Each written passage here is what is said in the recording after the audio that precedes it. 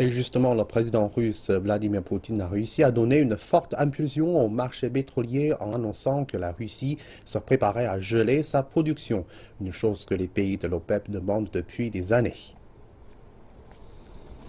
Ce mois-ci, le ministère de l'Énergie a indiqué que la production de pétrole était à son plus haut niveau depuis la fin de l'ère soviétique, soit 11,2 millions de barils par jour. Mais Vladimir Poutine a surpris le marché en acceptant de limiter la production de pétrole pour le moment. La surproduction mondiale des ressources énergétiques mènera inévitablement à des pénuries et à de nouvelles hausses imprévisibles des prix. Et à la fin, cela affectera à la fois les producteurs et les clients. C'est pourquoi dans la situation actuelle, nous pensons qu'un gel de la production pétrolière, ou même des baisses de production, sont la seule bonne décision pour maintenir la stabilité du secteur énergétique mondial.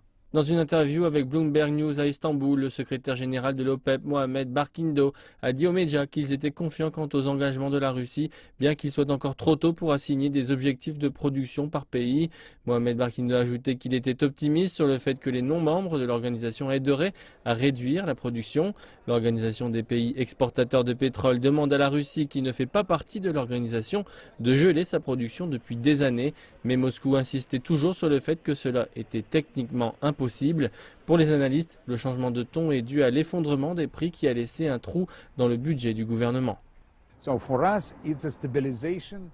Nous devons garder les prix au-dessus d'un certain niveau pour financer les programmes d'aide sociale et arrêter le déficit budgétaire de grossir. Les pays de l'OPEP ont bien accueilli l'engagement de la Russie et ils espèrent que cela leur permettra de mettre fin à la surabondance mondiale de brut.